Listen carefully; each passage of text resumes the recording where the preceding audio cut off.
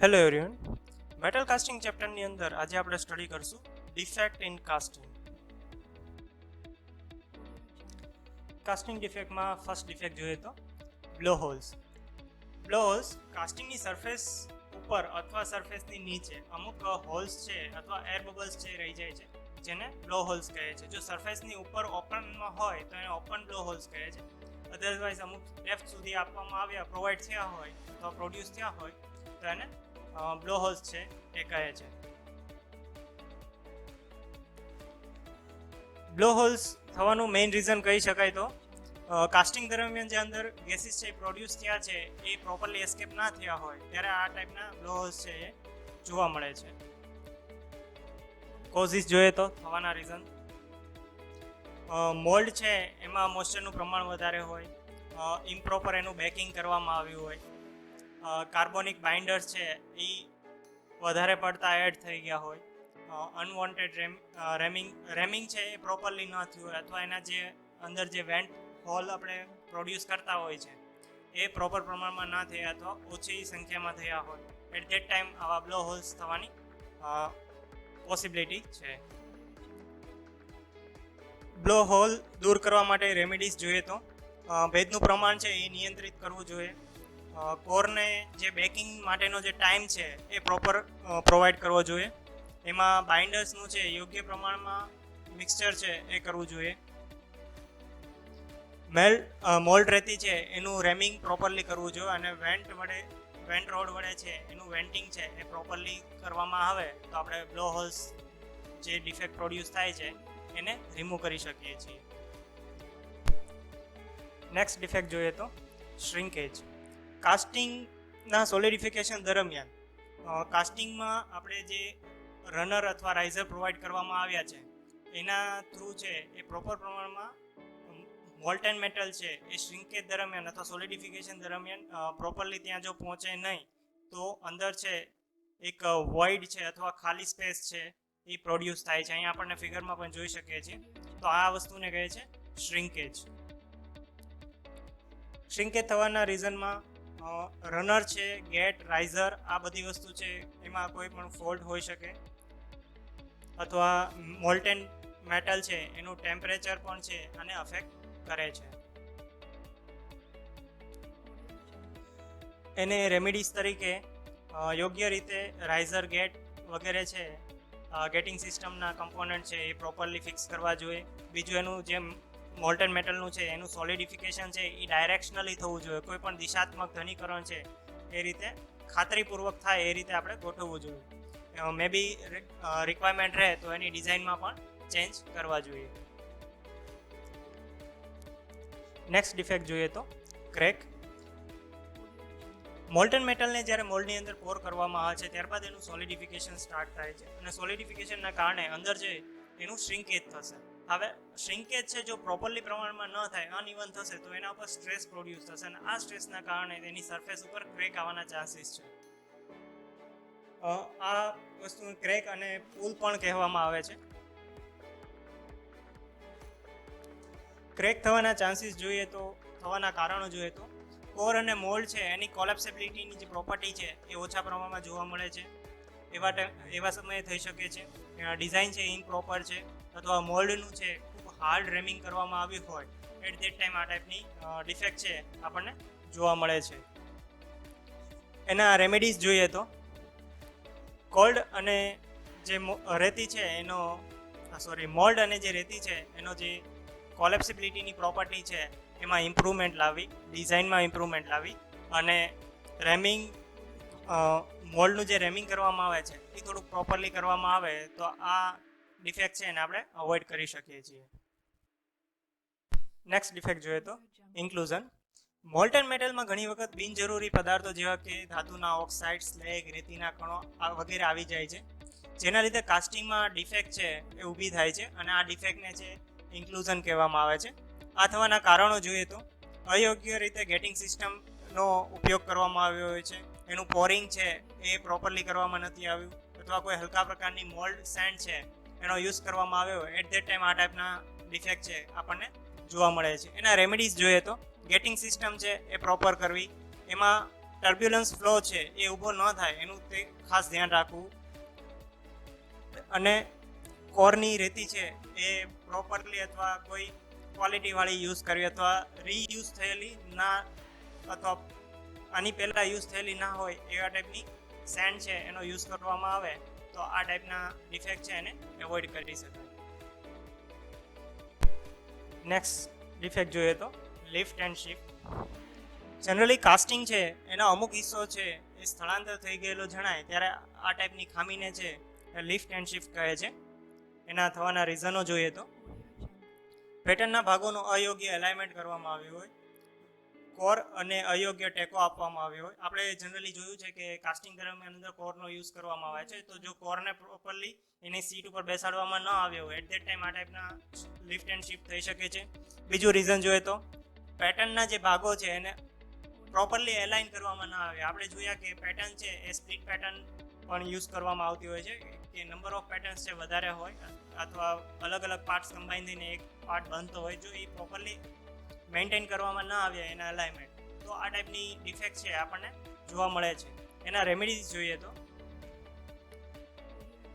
એમાં જ્યારે પણ પેટર્નને અલાઇન કરવા માટે છે ડોલ પિન છે એનો યુઝ કરવામાં આવે છે, જેના કારણે આપણે એને પ્રોપરલી અલાઇન રાખી શકીએ છીએ. બીજું કે કોરને છે પ્રોપરલી છે એ સપોર્ટ દેવાની રિક્વાયરમેન્ટ રહે છે. મે બી એવું હોય કે બે પાર્ટ છે અટેચ કરતા હોય અથવા બે મોલ્ડ છે એ જોઈન્ટ કરતા હોય એટ ધેટ ટાઈમ જે મોલ્ડ કોર છે પોતાની પોઝિશન ઉપરથી મૂવ થઈ શકે છે. તો એટ ધેટ ટાઈમ આવી જગ્યાએ કોઈ રોડ અથવા કોઈ એ ટાઈપના પાર્ટ્સનો યુઝ કરીને કોર છે એને પ્રોપરલી બેસાડી શકાય છે. નેક્સ્ટ ડિફેક્ટ જોઈએ તો સ્વેલ. ઓકે, સ્વેલ કોને કહીએ જોઈએ તો ઘણી વખત છે કાસ્ટિંગ પ્રોડ્યુસ કરતી વખતે અથવા કોઈ અમુક ફોલ્ટ રહી ગયા છે જેના કારણે છે એ કાસ્ટિંગ એની એકચ્યુઅલ સાઇઝ કરતાં મોટું થાય છે, થોડુંક પહોળું થઈ જાય છે, બરાબર. તો આ ટાઈપની ડિફેક્ટને છે એ સ્વેલ કહે છે. આપણે ફિગરમાં દેખાય છે કે કાસ્ટિંગ જે એકચ્યુઅલ સાઇઝનું છે વચ્ચે બ્લેક કલરની લાઇન આપી છે એ સાઇઝનું બનાવવાનું હતું બટ એની કરતાં મોટી સાઇઝનું થઈ ગયું છે, બધી સાઈડ છે થોડું બહાર આવી ગયું છે, બરાબર. તો આ ડિફેક્ટને કહે છે સ્વેલ કહે છે. આના થવાના કારણો જોઈએ તો ધાતુરસ મોલ્ટન મેટલ છે એનું પ્રેશર, રેતીનું અયોગ્ય રીતે રેમિંગ કરવામાં આવ્યું હોય અથવા મોલ્ડ અને કોરની ઓછી સ્ટ્રેન્થ હોય ત્યારે આ પ્રમાણમાં ડિફેક્ટ છે આપણને જોવા મળે છે. એના રેમેડીઝ જોઈએ તો રેતીનું રેમિંગ છે પૂરતા પ્રમાણમાં થવું જોઈએ, મોલ્ડ અને કોરની સ્ટ્રેન્થ છે એ વધારવી જોઈએ. તો એના માટે કોઈ પ્રોપર એડિટિવ્સ છે એ એડ કરવા જોઈએ જેના કારણે આપણને મોલ્ડ અને કોરની સ્ટ્રેન્થ છે એ સારી એવી મળી રહે.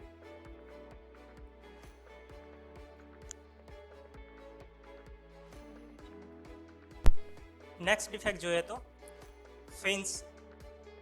જનરલી ફિન્સ છે આપણને પાર્ટિંગ લાઇન ઉપર છે એ જોવા મળે છે અને આ ફિન્સ જે ડિફેક્ટ છે આપણે ફોર્જિંગમાં પણ જોયું હતું. જે ડાય ફોર્જિંગ હતું એમાં ડાયના બે કમ્પોનન્ટ છે જ્યારે મેચ થતા હોય એટ ધેટ ટાઈમ જો ત્યાં કોઈ સ્પેસ અથવા ક્લિયરન્સ રહી જાય તો ત્યાંથી ફિન્સ છે એ પ્રોડ્યુસ થતી. તો સેમ વસ્તુ છે એ કાસ્ટિંગમાં પણ જોવા મળે છે. ફિન્સ થવાના કારણો જોઈએ તો મોલ્ડ બોક્સ છે અપૂરતું ક્લેમ્પિંગ કરવામાં આવ્યું હોય અથવા કોર અને મોલ્ડની અયોગ્ય ગોઠવણી હોય તો ફિન્સ છે એ પ્રોડ્યુસ થાય છે. એના રેમેડીઝ જોઈએ તો બંને મોલ્ડ બોક્સ છે એને યોગ્ય રીતે એકબીજા ઉપર ક્લેમ્પ કરવા જોઈએ જેથી પેટીઓ ખસી ન જાય, બરાબર. બંને મોલ્ડ બોક્સ છે એ મૂવ ન થઈ જાય અને મોલ્ડ અને કોરની એસેમ્બલી છે એ પ્રોપરલી થઈ શકે. તો આપણે આ રીતે છે એને રિમૂવ કરી શકીએ છીએ. નેક્સ્ટ ડિફેક્ટ જોઈએ તો મિશ્રણ એન્ડ કોલ્શન.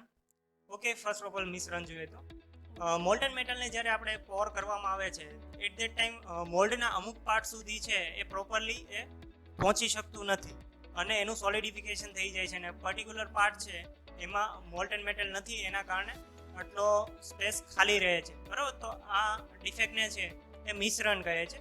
અને કોલ્શન જોઈએ તો કોલ્શનમાં ઘણી વખત મોલ્ટન મેટલ છે એ અલગ અલગ પાર્ટ્સમાંથી પાસ થતું કોઈ એક જગ્યાએ ભેગું થતું હોય છે બટ એના પહોંચવાના અલગ અલગ ટાઈમ અને ટેમ્પરેચરને લીધે એ બંને એકબીજામાં છે એ મિક્સઅપ નથી થતું અને અલગ અલગ તરી આવે છે. તો આ બંને વસ્તુને આ રીતે જે થાય છે એને કોલ્શન કહે છે. આ થવાના રીઝન જોઈએ તો ખામી ભરેલી ડિઝાઇન અને ગેટિંગ સિસ્ટમ, ધાતુરસની ઓછી ફ્લુઇડિટી, કાસ્ટિંગની પાતળી દિવાલ, ધાતુરસ એક સરખું ન ન રેડવાથી આવી ખામી થઈ શકે છે. એના રેમેડીઝ જોઈએ તો પેટર્ન તથા ગેટિંગ સિસ્ટમમાં સુધારો કરવો જોઈએ. ધાતુરસનું જે ટેમ્પરેચર છે એ વધારવું જોઈએ.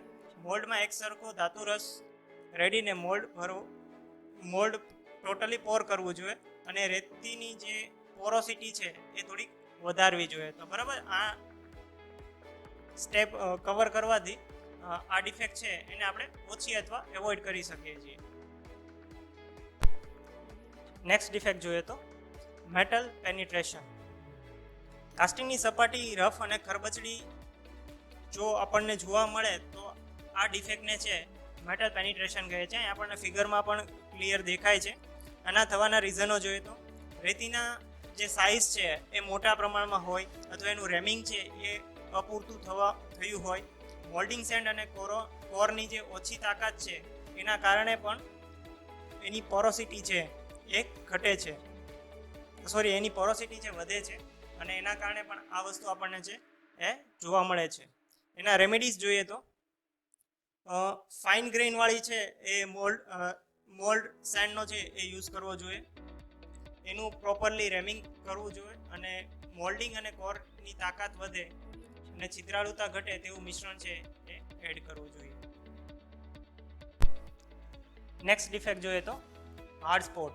હાર્ડ સ્પોટ જનરલી આપણને ઓબ્ઝર્વ થાય છે કે જ્યારે કાસ્ટિંગમાં પોરિંગ કરી દીધું એનો પાર્ટ છે સોલિડિફિકેશન સ્ટાર્ટ થઈ ગયું છે, બટ કાસ્ટિંગનો ટોટલી પાર્ટ નહીં પણ કોઈ પર્ટિક્યુલર પાર્ટ છે એ જલ્દી સોલિડિફાઈ થવા માંડે છે ત્યારે આપણને આ ટાઈપની ડિફેક્ટ છે એ જોવા મળે છે. એને કહે છે હાર્ડ સ્પોટ.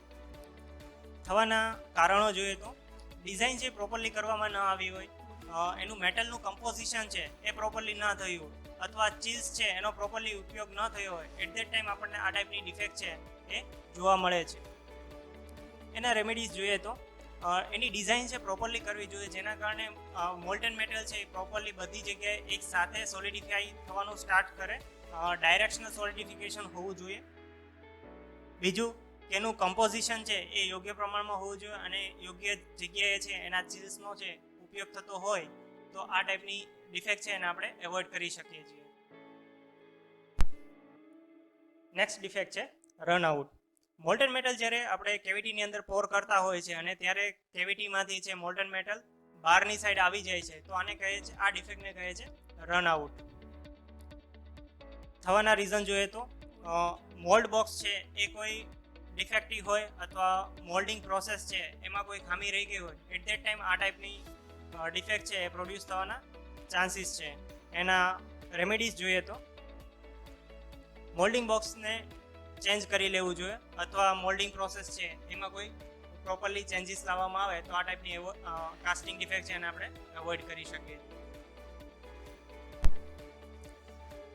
નેક્સ્ટ ડિફેક્ટ જોઈએ તો ડ્રોપ જનરલી કોને કહે છે કે જ્યારે પોરિંગ કરવામાં આવે અને મેટલનું સોલિડિફિકેશન થવાનું થોડુંક ઘણું સ્ટાર્ટ થાય છે અને જે આપણો મોલ્ડ છે એની સેન્ડ છે ત્યાંથી બ્રેક થઈને કાસ્ટિંગની અંદર ભળી જાય છે અને પર્ટિક્યુલર જગ્યાએ છે એ એક્સ્ટ્રા મેટલ એડ થાય અને એક બબલ્સ ટાઈપ બનાવે છે. બરાબર, આપણને ફિગરમાં પણ દેખાય છે. તો આને કહે છે ડ્રોપ્સ.